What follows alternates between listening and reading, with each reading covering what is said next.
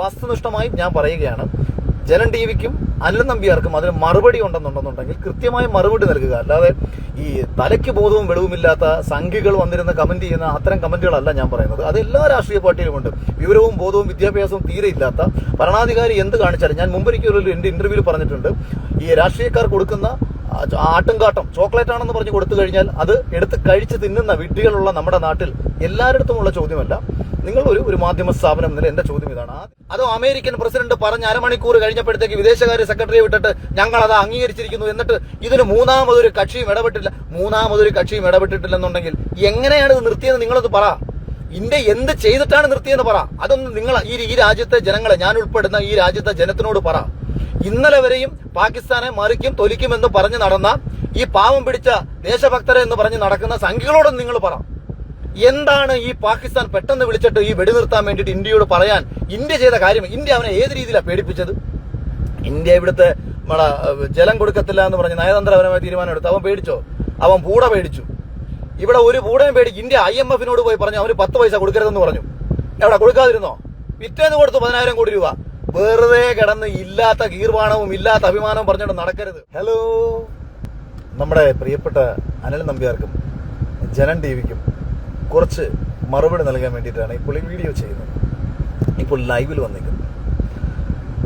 അതായത് അനിൽ നമ്പ്യാർ പറയുകയാണ്, രാജ്യത്തെ ഭരണാധികാരിയെ വിമർശിച്ച അഖിൽ മാരാർ എത്രയും പെട്ടെന്ന് ഈ പരിപാടി, അതായത് നിലവിലുള്ള നാട്ടിലെ പരിപാടികളൊക്കെ അവസാനിപ്പിച്ചിട്ട് ഡൽഹിക്ക് പോകണമെന്നാണ് പറയുന്നത്. അവിടെ പോയിട്ട് ഭരണസ്ഥിരാ കേന്ദ്രത്തിന്റെ ഉത്തരവാദിത്തങ്ങളൊക്കെ ഏറ്റെടുക്കണം.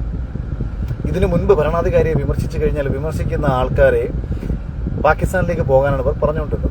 പ്രിയപ്പെട്ട അനിലേട്ടാ, എന്റെ ചോദ്യങ്ങൾക്ക് ഉത്തരം നൽകാൻ കഴിയുമെങ്കിൽ, സത്യസന്ധമായ ഉത്തരം നൽകാൻ കഴിയുമെങ്കിൽ ഈ ചോദ്യങ്ങൾക്ക് ഉത്തരം നൽകുക. അത് എനിക്ക് വേണ്ടി മാത്രമല്ല, ഈ രാജ്യത്തെ ഒരു ഭരണാധികാരിയെ ആത്മാർത്ഥമായി പിന്തുണച്ച, സ്നേഹിച്ച ഒരുപാട് നിഷ്പക്ഷരുള്ള ഈ നമ്മുടെ നാട്ടിൽ അദ്ദേഹം എടുക്കുന്ന നിലപാടുകളോട്, മതവർഗീയപരമായിട്ടുള്ള കാര്യങ്ങൾ മാറ്റിവെച്ചു കഴിഞ്ഞാൽ BJPയുടെ നരേന്ദ്രമോദിയുടെ നിലപാടുകളോട് യോജിപ്പുള്ള നിരവധി പേരിൽ ഒരാളാണ് ഞാനും. ഇപ്പൊ കഴിഞ്ഞ ദിവസം വരെ അത്തരം നിലപാടുകളോട് യോജിക്കുകയാണ് ചെയ്തത്. എന്നും കരുതി ഒരാൾക്ക് എല്ലാ കാലവും ഒരു ചെയ്യുന്ന കാര്യത്തോട് യോജിക്കാൻ പറ്റും. അപ്പൊ ഇന്നലെ വരെ എന്നെ അനുകൂലിച്ച എത്രയോ പേർ ഇന്നത്തെ ദിവസം എന്നെ എതിർക്കുന്നു. എന്താ കാര്യം? അവർക്ക് ഇഷ്ടമില്ലാത്ത ഒരു കാര്യം നമ്മൾ പറയുമ്പോൾ അവർ നമ്മൾ എതിർക്കും, സ്വാഭാവികമാണ്. അതേപോലെ നമ്മുടെ ഭരണാധികാരി ചെയ്യുന്ന എല്ലാ കാര്യങ്ങളെയും നമുക്ക് അനുകൂലിക്കാൻ പറ്റില്ല. എന്തുകൊണ്ട് അനുകൂലിക്കാൻ പറ്റാതിരുന്നു എന്നുള്ള കാര്യങ്ങൾ വളരെ കൃത്യവും വസ്തുനിഷ്ഠമായും ഞാൻ പറയുകയാണ്. ജനം ടിവിക്കും അനിൽ നമ്പ്യാർക്കും അതിന് മറുപടി ഉണ്ടെന്നുണ്ടെന്നുണ്ടെങ്കിൽ കൃത്യമായ മറുപടി നൽകുക. അല്ലാതെ ഈ തലയ്ക്ക് ബോധവും വെളിവുമില്ലാത്ത സംഘികൾ വന്നിരുന്ന് കമന്റ് ചെയ്യുന്ന അത്തരം കമന്റുകളല്ല ഞാൻ പറയുന്നത്. അത് എല്ലാ രാഷ്ട്രീയ പാർട്ടിയിലുമുണ്ട്. വിവരവും ബോധവും വിദ്യാഭ്യാസവും തീരെ ഇല്ലാത്ത ഭരണാധികാരി എന്ത് കാണിച്ചാലും, ഞാൻ മുമ്പൊരിക്കലും എന്റെ ഇന്റർവ്യൂവിൽ പറഞ്ഞിട്ടുണ്ട്, ഈ രാഷ്ട്രീയക്കാർ കൊടുക്കുന്ന ആട്ടുംകാട്ടം ചോക്ലേറ്റ് ആണെന്ന് പറഞ്ഞ് കൊടുത്തു കഴിഞ്ഞാൽ അത് എടുത്ത് കഴിച്ച് തിന്നുന്ന വിഡ്ഢികളുള്ള നമ്മുടെ നാട്ടിൽ എല്ലായിടത്തുമുള്ള ചോദ്യമല്ല. നിങ്ങൾ ഒരു മാധ്യമ സ്ഥാപനം എന്നല്ല എന്റെ ചോദ്യം ഇതാണ്. ആദ്യത്തെ ചോദ്യം എന്ന് പറയുന്നത്, 27 സാധാരണക്കാരെ ഇന്ത്യയുടെ മണ്ണിൽ വന്ന് പാകിസ്ഥാൻ ഭീകരവാദികൾ കൊന്നു. നമ്മൾ ഏതെങ്കിലും രീതിയിൽ അതിന് കാരണക്കാരായിട്ടുള്ള ഒരാളെയെങ്കിലും കൊന്നിട്ടുണ്ടോ, പിടിച്ചിട്ടുണ്ടോ? ആദ്യത്തെ ചോദ്യം ഇതാണ്. ഇന്ത്യയിലെ 27 സാധാരണക്കാരെ കൊന്നിട്ട് പോയ ഭീകരവാദികളിൽ ഒരാളെയെങ്കിലും, 4 പേരുണ്ടെന്നോ 5 പേരുണ്ടെന്നോ പറയുന്നു, ഒരാളെയെങ്കിലും നമ്മൾ പിടിക്കുകയോ അല്ലെങ്കിൽ അവരെ ഇല്ലാതാക്കുകയോ ചെയ്തതായിട്ട് നിങ്ങൾ പുറത്തുവിട്ടിട്ടുണ്ടോ? ഇത് എന്റെ ഒന്നാമത്തെ ചോദ്യം. ഈ ചോദ്യത്തിനുള്ള ഉത്തരം നിങ്ങൾ കൃത്യമായിട്ട് നൽകുക. ഇനി നമ്മുടെ ലക്ഷ്യം എന്തായിരുന്നു? ഈ 27 പേരെ കൊന്ന ഭീകരവാദികളെ പിടിക്കുകയായിരുന്നു, പാകിസ്ഥാനിലെ ഭീകര കേന്ദ്രങ്ങൾ തകർക്കുകയായിരുന്നു? അങ്ങനെ ആയിരുന്നുവെങ്കിൽ നരേന്ദ്രമോദി വന്നിട്ട് 10 വർഷം 13 വർഷത്തോളമാകുന്നു. ഈ 13 വർഷമായിട്ട് പാകിസ്ഥാനിൽ ഭീകര കേന്ദ്രങ്ങൾ ഉണ്ടായിരുന്നു. എല്ലാ ദിവസം പോയി നമുക്ക് തകർത്തുകൊണ്ടിരിക്കാം. ഭീകര കേന്ദ്രങ്ങൾ തകർക്കുകയായിരുന്നില്ലല്ലോ നമ്മുടെ ലക്ഷ്യം. നമ്മുടെ ലക്ഷ്യമെന്ന് പറഞ്ഞത് ഇന്ത്യയിലെ സാധാരണ 27 പേരെ കൊന്നിട്ട് പോയവരെ കണ്ടുപിടിക്കുക, അതിന് കൂട്ടുനിന്നവരെ ഇല്ലാതാക്കുക. അപ്പോൾ അതിന് കൂട്ടുനിന്നവരെ ഇല്ലാതാക്കുന്നതിന്റെ ഫലമായിട്ട് 14 ദിവസം നമ്മൾ കാത്തിരുന്ന് നമ്മൾ ഭീകര കേന്ദ്രങ്ങൾ തകർത്തു. നല്ല കാര്യം. ഇന്ത്യയിലെ ഏതൊരു പൗരനെന്ന നിലയിലും അഭിമാനമുണ്ടായിട്ടുണ്ട്. ഞാൻ ആ സമയത്ത് ആ കുറിപ്പ് പങ്കുവെക്കുകയും ചെയ്തിട്ടുണ്ട്. ഭരണാധികാരിയോട് സ്നേഹവും ബഹുമാനവും തോന്നുന്ന ഒരു നിമിഷമായിരുന്നു അത്തരമൊരു തീരുമാനം നമ്മുടെ രാജ്യം എടുത്ത സമയത്ത്. അത്തരമൊരു തീരുമാനം എടുക്കുമ്പോൾ മാത്രമേ രാജ്യത്തെ ഓരോ പൗരനും ഈ രാജ്യത്ത് ജീവിക്കുന്നതിൽ അഭിമാനം ഉണ്ടാവത്തുള്ളൂ. നമ്മൾ അത് കഴിഞ്ഞിട്ട് ഈ അവിടെ പോയി നമ്മൾ തട്ടിയിട്ട് നമ്മൾ തിരിച്ചു വന്നു. അതേസമയം പാകിസ്ഥാൻ വെറുതെ ഇരുന്നില്ല എന്നുള്ള കാര്യം നമ്മൾ ആലോചിക്കുക. നമ്മുടെ 15 നിരപരാധികളായിട്ടുള്ള ഇന്ത്യൻ ജനതയിലെ, ഇന്ത്യൻ മണ്ണിൽ ജീവിക്കുന്ന മനുഷ്യരെ അവർ വീണ്ടും കൊന്നു. അവിടെ കൊണ്ടും അവർ വെറുതെ ഇരുന്നില്ല. അവർ വീണ്ടും ആക്രമണം നിരവധി തവണ നടത്തിക്കൊണ്ടേയിരുന്നു. മിസൈൽ ആക്രമണം, ഫൈറ്റർ ജെറ്റ് ആക്രമണം തുടങ്ങി നിരവധി തവണ ഇന്ത്യയെ ആക്രമിച്ചുകൊണ്ടിരുന്നിട്ടും ഇന്ത്യ എന്ന രാജ്യം എന്തൊക്കെ പ്രതിപ്രവർത്തനമാണ് ചെയ്തത് എന്നതാണ് രണ്ടാമത്തെ ചോദ്യം. അതായത് പാകിസ്ഥാൻ ഇനി ഒരിക്കലും ഇന്ത്യയെ ആക്രമിക്കാത്ത രീതിയിൽ ഇന്ത്യൻ മണ്ണിൽ ഒരു പൗരന് സമാധാനത്തോടുകൂടിയും സന്തോഷത്തോടുകൂടിയും നാളെയിൽ കഴിയാമെന്നുള്ള ഒരു ഉറപ്പ് ലഭിക്കത്തക്ക എന്ത് നടപടിയാണ് ഇന്ത്യ ഗവൺമെന്റിന്റെ ഭാഗത്തു നിന്നുണ്ടായത് എന്നാണ് രണ്ടാമത്തെ ചോദ്യം. അപ്പൊ ഈ രണ്ട് ചോദ്യങ്ങൾക്കുമുള്ള ഉത്തരം നിങ്ങൾ നൽകുകയാണെങ്കിൽ ഇനി മൂന്നാമത്തെ ചോദ്യത്തിലേക്ക് നമുക്ക് കടക്കാം. നമ്മൾ വെടിനിർത്തിയത് അമേരിക്ക ഇടപെട്ടിട്ടല്ല എന്ന് സകല സംഘിവിഡ്ഢികളും വിശ്വസിക്കുന്നുണ്ടെന്നുണ്ടെങ്കിൽ അവന്മാരുടെയൊക്കെ തലയിൽ പുഴുത്ത ചാണകമല്ലാതെ മറ്റൊന്നുമല്ല എന്ന് വിശ്വസിക്കാതിരിക്കാൻ എനിക്ക് തീരെ നിർവാഹമില്ല. എന്തെന്നാൽ ഒരു പർട്ടിക്കുലർ പ്രശ്നം അവസാനിക്കണമെങ്കിൽ ആ അവസാനിക്കുന്നതിന് രണ്ട് കാരണങ്ങളാണ് ഉണ്ടാവേണ്ടത്. അതായത് ഒന്നുകിൽ എതിർ രാജ്യം നമ്മളെ ഭയപ്പെടണം, അവന് എന്തെങ്കിലും നാശനഷ്ടങ്ങൾ ഉണ്ടാവുന്നു എന്നുള്ള സ്വയം തിരിച്ചറിവിന്റെ അടിസ്ഥാനത്തിൽ ഇനിയും മുന്നോട്ട് പോകാൻ കഴിയില്ല, ഇനിയും ഇന്ത്യയെ നേരിടാൻ ഞങ്ങൾക്ക് കഴിയില്ല, അതുകൊണ്ട് തന്നെ എത്രയും പെട്ടെന്ന് ഇത് അവസാനിപ്പിക്കണമെന്ന് അവന് തോന്നി അവനിത് അവസാനിപ്പിച്ചാൽ 100% ഈ യുദ്ധം അല്ലെങ്കിൽ ഈ ഒരു ആക്രമണം അവസാനിക്കുമെന്ന് പറയാം. അതല്ലെന്നുണ്ടെങ്കിൽ കരുത്തനായ മറ്റൊരാളുടെ ഇടപെടൽ കൊണ്ട് നിർബന്ധിതരാക്കപ്പെടുകയാണ്. അതായത് ഈ ഒരു പരിപാടി അവസാനിപ്പിക്കാൻ നിങ്ങൾ നിർബന്ധിതരാകുന്ന ഒരു സാഹചര്യം സൃഷ്ടിക്കപ്പെടണം. ഇവിടെ ആദ്യം പറഞ്ഞ സാഹചര്യം സൃഷ്ടിക്കപ്പെട്ടില്ല എന്ന് പറയുന്നതിന്റെ പ്രധാനപ്പെട്ട കാരണമെന്ന് പറയുന്നത് ഒരു ഭാഗത്ത് പോലും പാകിസ്ഥാൻ ഇന്ത്യയെ ഭയപ്പെട്ടിരുന്നില്ല. പാകിസ്ഥാൻ ഇന്ത്യയെ ഭയപ്പെട്ടിരുന്നു എന്നുണ്ടെങ്കിൽ ഉറിയിലെയും പത്താംകോട്ടിലെയും ഇന്ത്യയുടെ സർജിക്കൽ സ്ട്രൈക്കിന് ശേഷം ഇന്ത്യൻ മണ്ണിൽ കടന്നു കയറി 27 പേരെ കൊല്ലുന്ന കാര്യം അവൻ ഒരിക്കലും ചെയ്യില്ല.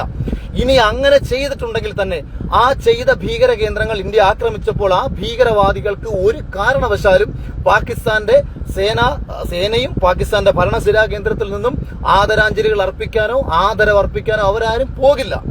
ഇനി അങ്ങനെ പോയതിനു ശേഷം നിരന്തരം അവർ ഇന്ത്യയെ ആക്രമിച്ചിട്ടുണ്ടെന്നുണ്ടെങ്കിൽ പാകിസ്ഥാൻ എന്ന് പറയുന്ന രാജ്യത്തിന് ഇന്ത്യ എന്ന് പറയുന്ന രാജ്യത്തോട് പ്രത്യേകിച്ച് ബഹുമാനമോ ഭയമോ ഇല്ല എന്നാണ് നമ്മൾ മനസ്സിലാക്കേണ്ടത്.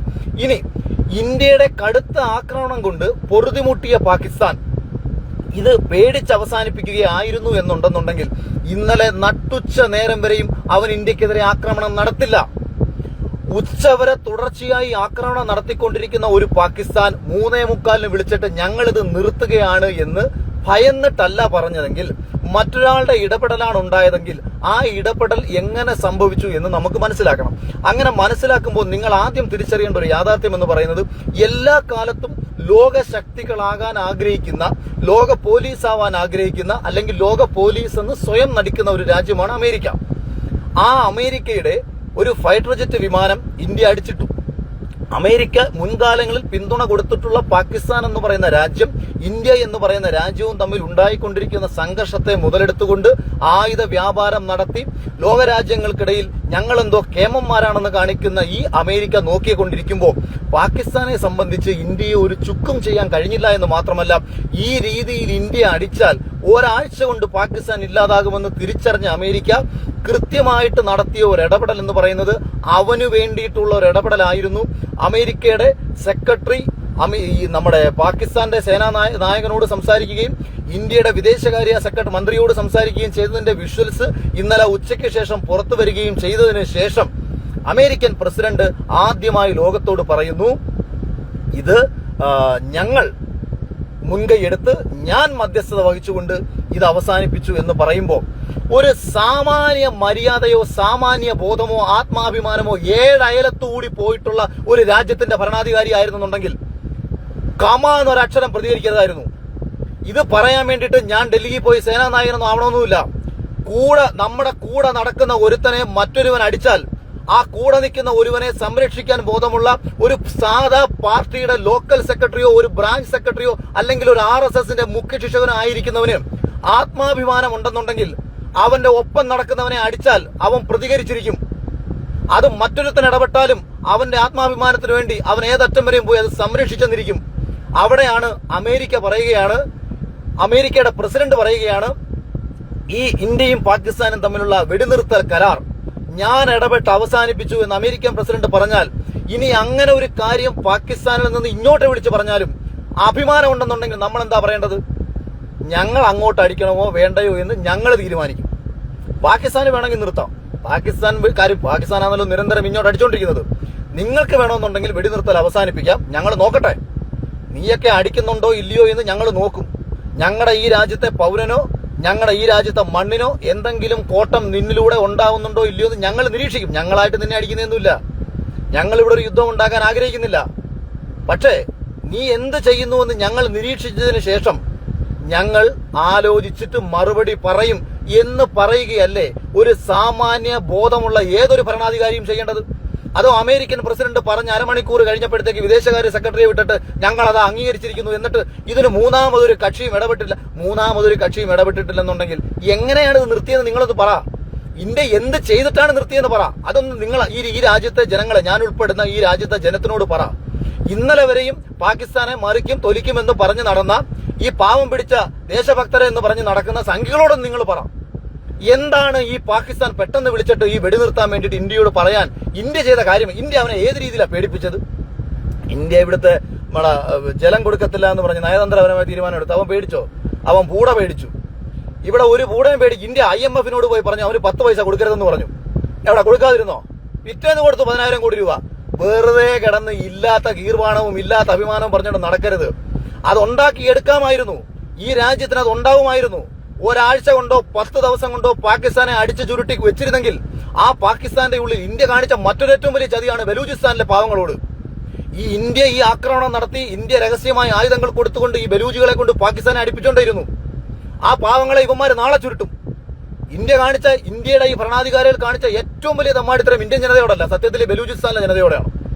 അവൻ പോയി പാകിസ്ഥാന്റെ കൊടിയും അഴിച്ച് അവന്റെ കൊടിയും വെച്ച് കെട്ടി ഇന്ത്യയിൽ ഒരു എംബസി തുറക്കാൻ വേണ്ടിയിട്ട് താണ്ട ഈ നിമിഷം വരാൻ പോകുന്നു എന്ന് പറഞ്ഞിരുന്ന പാവം പിടിച്ച ബലൂചിസ്ഥാനികളോട് ഇന്ത്യ കാണിച്ച ഏറ്റവും വലിയ ചതിയാണ് ഇപ്പോൾ ഇവിടെ നിന്ന് വലിഞ്ഞു കളഞ്ഞത്. അമേരിക്ക പറയുന്നതും കേട്ട് വലിഞ്ഞു കളഞ്ഞത്.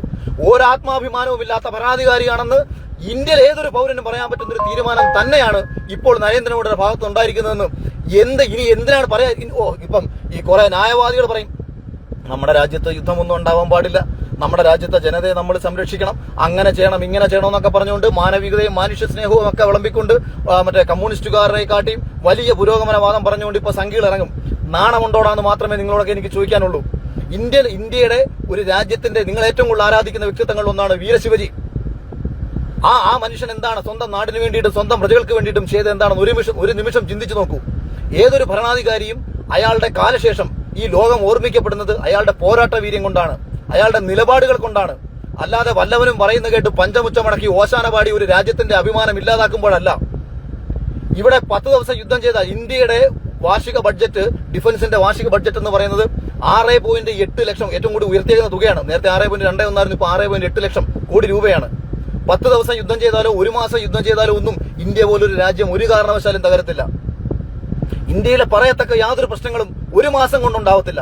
പക്ഷേ പാകിസ്ഥാൻ പോലെ ഇപ്പോൾ ഇത്രയും ദുർബലമായ ഒരു രാജ്യത്തെ, ആഭ്യന്തര കലാപം കൊണ്ട് പൊറുതിമുട്ടി നിൽക്കുന്ന രാജ്യത്തെ, ബലൂചിസ്ഥാന്റെ ആക്രമണം കൊണ്ട് പൊറുതിമുട്ടി നിൽക്കുന്ന ഒരു രാജ്യത്തെ, സ്വന്തം ഭരണാധികാരികൾ തമ്മിൽ പരസ്പരം അടിച്ചുകൊണ്ടിരിക്കുന്ന ഒരു രാജ്യത്തെ, ലോകരാജ്യങ്ങളുടെ ഒന്നും പിന്തുണയില്ലാതെ ഒറ്റയ്ക്ക് അലയുന്ന ഒരു ഭീകരവാദ രാഷ്ട്രത്തെ ഒതുക്കാൻ കിട്ടിയ ഏറ്റവും മികച്ച സുവർണ അവസരം ഈ നിമിഷം. അത് മാത്രമല്ല, ഇതിനകത്ത് ഏറ്റവും വലിയ കോമഡി എന്ന് പറഞ്ഞാൽ ഇവിടെ പത്രമാധ്യമങ്ങളിലിരുന്ന വാനോളം പുകഴ്ത്തുന്ന മറ്റൊരു രസകരമായ കാര്യമാണ്, നമ്മൾ നമ്മുടെ ജെറ്റും കൊണ്ടുപോയിട്ട് ഇസ്ലാമാബാദിൽ അടിച്ചു, നമ്മൾ സാമാനം കൊണ്ടുപോയിട്ട് നമ്മളെ കറാച്ചിയുടെ അടുത്തടിച്ചു, നമ്മൾ സിയാൽകോട്ടിൽ അടിച്ചു, നമ്മൾ മറ്റേടത്തടിച്ചു, മറിച്ചിടത്തടിച്ചു. നമ്മൾ ഇതെല്ലാം പൊക്കിയെടുത്ത് പലയിടത്തും കൊണ്ട് നടന്ന് അടിക്കുമ്പോൾ ആ മലയുടെ മണ്ടക്കിരുന്ന് താപ്പോട്ട് വെടിവെച്ചുകൊണ്ടിരിക്കുന്ന കുറെ ദണ്ഡികളുണ്ടല്ലോ പാകിസ്ഥാന്റെ, അവന്റെ ശല്യം കാരണമാണല്ലോ ഇവിടെ ഇത്രയും ഷെല്ലുകൾ വന്ന് വീണോണ്ടിരിക്കുന്നത്. എടാ, ഒരു സാമാനം കൊണ്ടുപോയി ഈ മണ്ടക്കിരിക്കുന്നവനെ ആദ്യം അടിച്ചിട്ട് നീ പിന്നെ അവന്റെ ഭക്ഷണത്തിലോട്ട് കയറിച്ചല്. ഒരു കോമൺ സെൻസ് ഉള്ളവരുത്താണ്. ഇതിന് ഞാൻ പോയിട്ട് ഇനി സൈനിക മേധാവി ആവണമെന്നുണ്ടോ? ഒരു കോമൺ സെൻസ് ചോദ്യമാണ് ഞാൻ ചോദിച്ചത്. ഇപ്പൊ ഞാൻ കൊട്ടാരക്കരയിൽ ഇരിക്കുന്ന ഞാൻ കൊല്ലം പട്ടണത്തിലും ആലപ്പുഴയിലും പോയി അടിക്കാതെ കൊട്ടാരക്കരയുടെ തൊട്ടപ്പുറത്ത് എഴുകോണെന്ന് വരുന്ന ആദ്യ തടിയല്ലേ നമ്മൾ അടിക്കണ്ടേ എന്ന് പറയുന്ന കണക്ക് ഇന്ത്യയുടെ തൊട്ടുമുകളിൽ നിന്നുകൊണ്ട് അവൻ നിരന്തരം നമ്മളെ അടിച്ചുകൊണ്ടിരിക്കുകയാണ്. ആദ്യം അവനെ അടിച്ചില്ലാതാക്കിയിട്ട് സൈന്യത്തിനോട് പറ നമ്മൾ അവിടെ നിൽക്കാൻ പറ. അവിടെ കയറി ഇവൻ എന്തോ ചെയ്യുമെന്നാണ് ഈ പാകിസ്ഥാൻ നമ്മൾ എന്തോ ചെയ്യുമെന്നായിരുന്നു. നമ്മൾ ആരെയാണ് ഭയപ്പെട്ടത്? പാകിസ്ഥാനാണ് നമ്മൾ ഭയപ്പെട്ടത്. അതുകൊണ്ട് തീരുമാനങ്ങൾ എടുത്ത കാര്യത്തിൽ വൻ പരാജയമായിരുന്നു എന്ന് യാഥാർത്ഥ്യം അംഗീകരിക്കുക. ഇനി എല്ലാം കഴിഞ്ഞ് അപ്പൊ ഇനി അനിൽ നമ്പ്യാരെ ഫുള്ള് കേൾക്കണമെന്നില്ല. ഈ അവസാന ഭാഗം മാത്രം കൂടെ ഒന്ന് ഈ പുള്ളിക്ക് ആർക്കെങ്കിലും അയച്ചു കൊടുക്കുക. ഇത്രയും ഭാഗം കൂടെ കട്ട് ചെയ്തിട്ട് നമ്മളൊരു ധാരണ എത്തിയെന്ന് പറയാം. അതായത് വെടിനിർത്തൽ കരാർ എന്ന് പറഞ്ഞാൽ ഒരു കരാറാണല്ലോ. ആ കരാറിന് ഇന്ത്യയുടെ ഒരു ഡിമാൻഡ് ഉണ്ടായിരിക്കുമല്ലോ. കാര്യം ഡിമാൻഡ് വെക്കാൻ ഏറ്റവും അർഹതയുള്ള രാജ്യം ഇന്ത്യയാണല്ലോ. ഇന്ത്യയുടെ പൗരന്മാരെയാണല്ലോ നമുക്ക് നഷ്ടപ്പെട്ടത്. ഇന്ത്യയുടെ സാധാരണക്കാർക്ക് നേർക്കാണല്ലോ അവൻ വീണ്ടും ആക്രമണം ഉന്നയിച്ചത്, തുനിഞ്ഞത്. ഇന്ത്യയുടെ മണ്ണിലാണല്ലോ അവൻ കൊണ്ട് മിസൈലും ബോംബും ഒക്കെ ഇട്ടത്. അതുകൊണ്ട് തന്നെ ഇന്ത്യക്ക് ഒരു ഡിമാൻഡ് വെക്കാം. കുറഞ്ഞ പക്ഷം ഈ 27 പാവങ്ങളെ കൊന്ന 4 പേരും പാകിസ്ഥാനിലുണ്ടെന്നുണ്ടെങ്കിൽ അവരെ വിട്ടുകിട്ടിയാൽ ഞങ്ങൾ ഇതിൽ നിന്ന് പിന്മാറാം എന്ന് കുറഞ്ഞ പക്ഷം നമുക്ക് പറയാം. അതല്ല എന്നുണ്ടെന്നുണ്ടെങ്കിൽ ഈ നിമിഷം നമുക്ക് POK ഉൾപ്പെടെ പിടിച്ചെടുത്തതിന് ശേഷം ഇനി ഇന്ത്യയെ ചൊറിഞ്ഞു കഴിഞ്ഞാൽ നീയൊക്കെ ഈ ഭൂമുഖത്തുണ്ടാവില്ല എന്ന് ഒരു ഭീഷണി സ്വരത്തിൽ തന്നെ പറഞ്ഞുകൊണ്ട് അവസാനിപ്പിക്കാൻ നിലവിൽ സാമ്പത്തികമായും ആയുധപരമായും ശേഷിയുള്ള ഒരു രാജ്യമാണ് ഇന്ത്യ. നിലവിൽ അതിന്റെ ക്രെഡിറ്റ്, അതായത് രാജ്യത്തെ ഈ ആയുധപരമായ ശക്തിയാക്കി മാറ്റിയതിന്റെയും സാമ്പത്തികപരമായ ശക്തിയാക്കി മാറ്റിയതിന്റെയും ലോക രാജ്യങ്ങൾക്കിടയിൽ ഇന്ത്യയോട് കൂറുണ്ടാക്കത്തക്ക ഒരു നയം സൃഷ്ടിക്കുന്നതിലൊക്കെ തന്നെ നരേന്ദ്രമോദി ഒരു വലിയ വിജയമായിരുന്നു എന്നതിനകത്ത് യാതൊരു തർക്കവുമില്ല. ഈ വിഷയങ്ങളിലൊന്നും ഞാൻ മോദിയെ തള്ളി പറയുന്നില്ല. പക്ഷേ അമേരിക്കൻ പ്രസിഡന്റ് ട്രംപ് ട്വീറ്റ് ചെയ്തത് കണ്ടിട്ട് അങ്ങനൊരു ട്വീറ്റ് പുറം ലോകത്ത് പടരുമ്പോൾ ഇന്ത്യ ഒരു കാരണവശാലും അരമണിക്കൂറിൽ ഒരു പത്രസമ്മേളനം നടത്താൻ പാടില്ലായിരുന്നു എന്ന് അഭിപ്രായമുള്ള ഒരു ഭാരതീയ പൗരൻ തന്നെയാണ് ഞാൻ. ഈ രാജ്യത്തോടുള്ള എല്ലാ സ്നേഹവും കൊണ്ട് തന്നെയാണ്. മറ്റൊരു രാജ്യക്കാരന്റെ മുന്നിൽ പോയി നിന്ന് നിങ്ങൾ സംസാരിക്കുമ്പോൾ മാത്രമേ നിങ്ങളുടെ അഭിമാനമില്ലായ്മ നിങ്ങൾക്ക് മനസ്സിലാവത്തുള്ളൂ. ഇന്ത്യക്കുള്ളിൽ നിന്ന് സംഘികൾക്കും കൊങ്ങികൾക്കും കമ്മ്യൂണിസ്റ്റുകാർക്കും ഒക്കെ തമ്മിലടിക്കാം. നിങ്ങളൊരു മൂന്നാമതൊരു രാജ്യത്തിന്റെ പൗരന്റെ മുന്നിൽ പോയിട്ട് ഈ നടന്ന സംഭവങ്ങൾ പറയുമ്പോൾ വലിയ ശക്തിയൊന്നും അല്ലാതിരുന്നിട്ടും ഉക്രൈൻ റഷ്യയോട് എടുത്ത സമീപനം, യുദ്ധം എന്ന് പറയുന്നതിന്റെ ശരിതെറ്റുകളല്ല, ഒരു രാജ്യത്തിന്റെ ആത്മാഭിമാനം, ആ പൗരന്റെ ആത്മാഭിമാനം കൂടി ഉയർത്തിപ്പിടിക്കേണ്ട അവകാശം നമ്മുടെ ഭരണാധികാരികൾക്കുണ്ട് എന്ന് നിങ്ങൾ ചിന്തിക്കുക. ഇവിടെ യുദ്ധമൊന്നും വലിയ രീതിയിൽ ഉണ്ടാവില്ലായിരുന്നു. ഒന്നുമല്ലാതിരുന്ന സമയത്ത് പോലും ഒരു പരിധിക്കപ്പുറം ഇതൊന്നും നമ്മളെ ബാധിച്ചതല്ല. ഇപ്പോഴത്തെ ഈ രാജ്യത്ത് വെറും 10-15 ദിവസം കൂടി കഴിഞ്ഞിരുന്നെങ്കിൽ പോലും ഈ രാജ്യത്തെ ജനതയ്ക്കോ ഈ രാജ്യത്തിന്റെ സമ്പത്തിനോ പറയത്തക്ക കോട്ടങ്ങളൊന്നും ഉണ്ടാവത്തില്ല എന്ന് മാത്രമല്ല, ലോകത്തിന്റെ മുന്നിൽ അഭിമാനത്തോടെ തലയുയർത്തിപ്പിടിച്ച് നിൽക്കാൻ പറ്റുന്ന ഒരു സൂപ്പർ പവറായി മാറാൻ ശേഷിയുള്ള ഒരു രാജ്യത്തെ മണ്ടൻ തീരുമാനങ്ങൾ കൊണ്ട്, അഭിമാനം കെട്ട തീരുമാനങ്ങൾ കൊണ്ട് ഇല്ലാതാക്കിയെന്ന് ഏതർത്ഥത്തിലും നമുക്ക് പറയാൻ പറ്റും. ഏത് രീതിയിൽ ചിന്തിച്ചാലും നമുക്ക് പറയാൻ പറ്റും. അല്ലെന്നുണ്ടെങ്കിൽ എന്ത് ധാരണയാണ്, അതാണ് എന്റെ മൂന്നാമത്തെ പ്രധാനപ്പെട്ട ചോദ്യം, എന്ത് ധാരണയാണ് പ്രിയപ്പെട്ട അനിൽ നമ്പ്യാർ താങ്കൾ പറയൂ. ഇന്ത്യ വെടിനിർത്താമെന്ന് പാകിസ്ഥാനോട് പറയുമ്പോൾ ഇത്രയേറെ തെമ്മാടിത്തരം കാണിച്ച ഒരു രാജ്യത്തിനോടും എന്ത് ഡിമാൻഡ് വെച്ചിട്ടാണ് ഇന്ത്യ വെടിനിർത്താമെന്ന് പറഞ്ഞത്? ഇനി അതിന് ഏറ്റവും പ്രധാനപ്പെട്ട മറ്റൊരു കാര്യം, വെടിനിർത്തൽ കരാർ ലംഘിച്ചിട്ട് ആ നിമിഷം ആ രാത്രിക്ക് രാത്രി പാകിസ്ഥാനെ തിരിച്ചടിക്കാതെ വീണ്ടും കാത്തിരുന്ന ഭരണകൂടം ഈ രാജ്യത്തെ പൗരന്മാർക്ക് എന്ത് സംരക്ഷണമാണ് നൽകുന്നത്? ഇന്ത്യയുടെ അപ്പം ഇത്രയും കാര്യങ്ങളാണ് പ്രധാനമായിട്ടും പറയാനുള്ളത്. ഇതിൽ കൂടുതൽ പറയാനുണ്ട്, ഇതിൽ കൂടുതൽ സംസാരിക്കാൻ അറിയാം. അതുകൊണ്ട് അത്തരം സംസാരിച്ച് ജയിക്കാൻ ആഗ്രഹിക്കുന്നവർ, സംസാരിച്ച് തർക്കിച്ച് തോൽപ്പിക്കാൻ ആഗ്രഹിക്കുന്നവർക്ക് എവിടെ വേണമെന്നുണ്ടെങ്കിലും വിളിക്കാം, എവിടെ വേണമെന്നുണ്ടെങ്കിലും വരാം. ഏതവനോടും ആത്മാഭിമാനത്തോടുകൂടി സംസാരിക്കാനുള്ള ശേഷിയുണ്ട്. പറയുന്നത് സത്യമായതുകൊണ്ട് ഇന്നലെ വരെ യുദ്ധം വേണമെന്ന് പറഞ്ഞ് നടന്ന മണ്ടൻ സംഘികൾ എല്ലാവരും ഇന്ന് യുദ്ധം പാപമാണ് മക്കളെ എന്ന് പറഞ്ഞ കണക്കല്ല ഞാൻ പറയുന്നത്. ഇന്നലെയും നരേന്ദ്രമോദിയെ പൂർണ്ണമായും പിന്തുണച്ചിരുന്നു. ഇന്നലെയും പാകിസ്ഥാനെ അടിച്ചൊതുക്കണമെന്ന് ആഗ്രഹിച്ചിരുന്നു.